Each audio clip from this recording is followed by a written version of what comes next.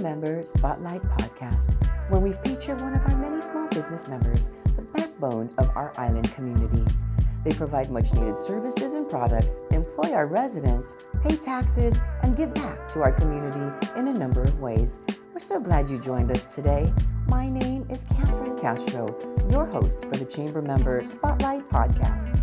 We are excited to feature our member, Access Medical Transport, represented today by Wella Van Unen, the president of the company. Welcome and half a day, Wella. Half a day, Miss Catherine. Thank you for having me. We are so excited that you're here, and you're here with your partner. Correct. Right? I mean, he's like on the sidelines. Mr. Ian. But Mr. Ian is here. Thank you, Mr. Ian, for being here, being our support. Right. And you know what?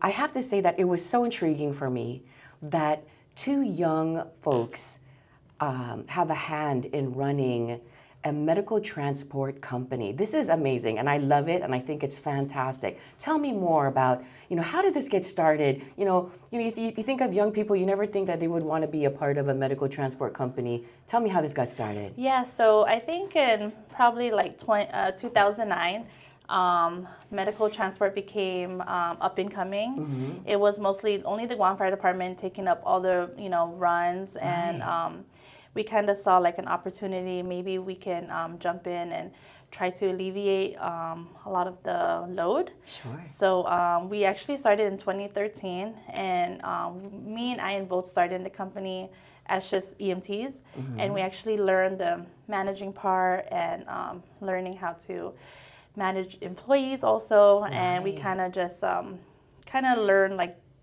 the hard way, I guess mm-hmm. you can say. Mm-hmm. And from there, since 2018, we've just been running the company, just Fantastic. him and I, yeah. So initially, though, when the company first started, you were employed by the company, and then you Correct. bought out the Correct. owner? Oh, yes. okay, So we bought, the owner decided to sell the company, and then myself and I, we thought to each other, what if, we tried it? That is awesome. At least give it a try than saying no to it. Sure. So we gave it a try, and then here we are today. Fantastic. Okay, so what is the difference between your medical transport company and utilizing the Guam Fire Department services? Okay, so with the Guam Fire Department, their main focus is emergencies.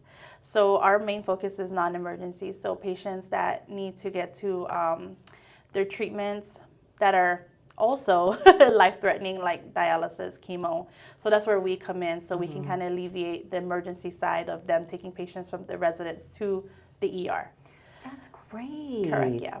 My goodness. So is this something that is, an industry that is prevalent in the nation? Correct. Okay. Yes. All over the U.S. there are non-emergency ambulance companies that help alleviate the EMS system to just give a little bit of a break also to the government, only because Sure. there are a lot of calls during the day. Mm-hmm. So we kind of come in and try to alleviate that load, because the main thing with patients, they want to get to their doctor, get to care. So yes. And I remember too, in my own personal experience, right, when my father had a terminal illness and he wanted to come home from being at the hospital. So instead of utilizing, the fire department Correct, services, we contacted a company like yours. Yes. That was a long time ago before you guys even got started, but something very similar. And that was very, very helpful for us as a family. Yeah. Right? It is. We really appreciated that service. Yeah. So I can imagine, what great work that you do. So I want to say thank you for serving our Guam community. Oh, we're happy to be here. We are, because it's it's such a need for the community. Yes. Especially the aging community. Yes. And I feel like sometimes maybe they're kind of lost in the cracks. Like something so small as for transport, trying to see their doctor.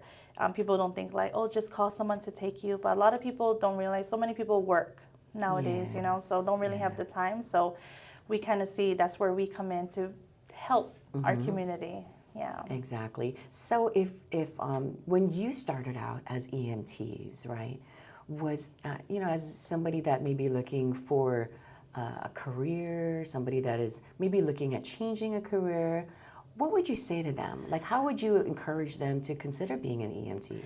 Man, being an EMT, it's like no other. I mean, we EMTs have a strong bond, and I would say go for it. If you really want to help people, build relationships with people and families, I feel like this is the job for you. You know, I mean, it can get maybe hectic and crazy, but I feel like that's part of the job of being an EMT. You have to be resourceful and think fast, and you know, you always have a partner. You're never alone. So that's a great thing, you know, on being an EMT. So I say yes, go for it. Why not? We need more females. Yes. We probably only have less than 10 on island. Wow. Yeah. So are there other companies that service Guam that are similar to yours? Yes, I believe so. There is Okay. one, probably a new one, that is smaller but up and coming. I think also they have some firefighters working there. So I see. Okay. So how do you manage your day to day? You know, this is something, like you said, that you learn how to do, right? And as a young professional, right, you're balancing all kinds of things, human resources, right? You know, are we going to make payroll? I mean, all of these various things, right?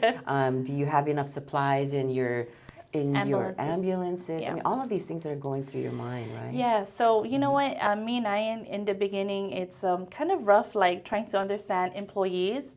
So we kind of, us being an employee in the beginning, we kind of knew like, you know, how employees, what they would want or not want. So we have like such a strong team right now. And I feel like giving people the opportunity to kind of show if they can improve, or they can learn the business and they can help the business grow. And that's what we have actually right now, is that everyone in our company, being a small company, they're all pitching in, which I feel like is a great opportunity, because sometimes you don't know if someone has like a great asset until we kind of, they tell us, or we kind of know, and they help. Everybody That's helps. right, And I that's think right. that's a great thing, just to see like, and anyone has ideas. We never know until we kind of tap into it. Right. And I Yeah. think that, people that may be interested in the medical profession or helping people, maybe they don't, they're kind of putting their foot in the water. Yeah. I think this is a great opportunity, right, to maybe spur that interest, right, and get folks, into a very, very interesting and fulfilling career. Yes, yes. Right. So, how do you decide, right? Like, is there a process, and is there certification that's involved? Yes, for EMTs on Guam, most of us go through the Guam Community College when they offer it during the fall semester. It's not very like a famous thing, like let's be an EMT. I think It should be. It should be, correct. That's It right. should be, because it's such a great career. But I think it's just not many people know about it on Guam to become an EMT. So I think if there was more intention to it, more people would probably get into it. And I mean, even if it's just not a full-time expense, I mean, there are a lot of people in the States who do it like part-time or volunteer work also. Yeah. So you're 24/7 operation. We are not, Not, but we are okay. from 4 a.m. to 12 a.m. Oh, So wow. a little bit of 24 hours, yeah. Those are pretty long hours, It right? is 17 hours, yeah. So you started, 2013. Has there been innovations and technology improvements since you started? Definitely for us. A lot of the equipment that when we started is kind of like the old, the old way. So him and I also, we kind of have to educate ourselves, like what are the brand new things happening now, instead of just doing the old school way. And, we kind of say this thing, like we have to work smarter, not harder. Right, exactly. So we're trying to always keep ourselves on top of, new technology and what's happening now than, the past. Because the past, I think, it's good, but I think it's a little bit harder. But I think with the new technology now, it's much easier. Yeah. But the world is always changing every day. So him and I and our team kind of focus like, what's going to improve the company, what ideas do we have, what's new out there. So we kind of also have to always be on the lookout. So there's conferences, and there's like like expos for your industry that you Correct. take a look at and things? Yes, Okay. yes. Because there are always there's always changes. Yes, of course. Even like as Yeah. something so small as like us having an iPad on the ambulance was a big thing because that wasn't a thing before. I mean, Yes. think of the past was just using a phone or like Right. a walkie-talkie, but you know Right. something like an iPad, Google Maps, those are like new to the ambulance field. Right. Wow. Okay. So, what is a typical workday for an entrepreneur in medical services industry? Oh my gosh. Transport business. I think our day is always crazy. Only because we're dealing with lives here. Of course. You know, so it's always we always have to be on our best attitude every day because if we go to work, like he says, like no one wants to be in a bad vibe, especially we're dealing with the community. Yes. So we always keep that in mind, like, you know, whatever you have at home. I know easy to say just leave it at home, but we kind of have to separate the two. Sure. But it is always busy, and it's always for us. I feel like only because I love it so much. I love helping people. So anytime they need me 24/7, most people have my personal cell. I'm like, call me if you need help, because you know that's what we're here for. We're here to help the community, and you know we hate the feeling of people. I guess you can say like, oh, maybe no one wants to help me. So we always, even if it's him and I, like, you know, we're gonna take you to your doctor.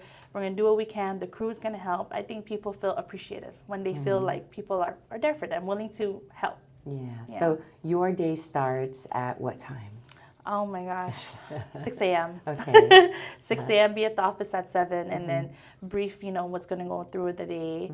Find out, you know, if we have any conflicts, and if we do, we have to bring it up to each other. Let the patients know, let the hospitals know, like this is our plan for today, and at least have everyone aware. I mean, every day is not going to be perfect, but you know what? When we have problems, him and I, as the company owners, we face it head on. Amen. Yeah. And I think people appreciate like, oh, you're the boss and you're the one talking to me. And I feel like that's, people would appreciate that more hearing. Yes, yes, you're very, very hands-on. Correct. And you're very, you touch the customers, and that's a great thing. So, what would today's Wella tell 15-year-old Wella?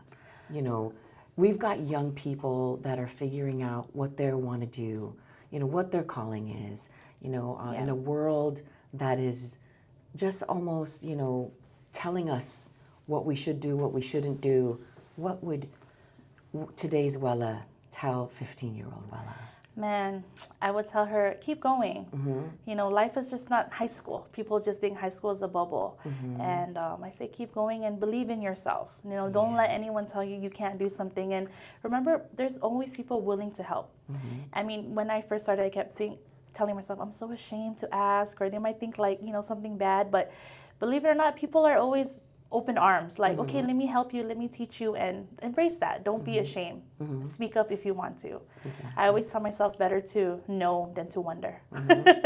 Yeah. Great advice. Thank you, Ella. You know, on Guam, we have such a unique environment where we do care about each other, right? We want to help each other. We want to lift each other up. So that's really, really good advice. So how do, you know, if our members or the community at large, they want to utilize your services, how do they reach you? They can call us at 646-6970. We answer via phone, via WhatsApp, via Facebook. Oh, fantastic. So any way they want to, we would respond. So, but the best thing is phone call, only because I feel like the aging community, they're not very up to date with using like an app or some sort. So we are working on that, but the best thing to do is just call our office.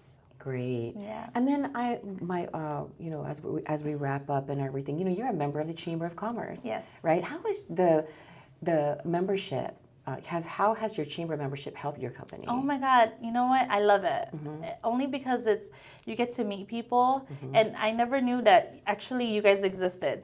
And you know, rest in peace, Peter Scroll, but he was the one who introduced me, who brought me. Yes, And you know, I was looking at all these business owners, only because you know you hear about them, but you don't see them. Right. So actually seeing them, it was like exciting, and you know, they're all very friendly there actually, and I actually enjoy going to the meetings only because it's so very educational, and you can talk to other people, and other people know where you're coming from also as being managers, owners.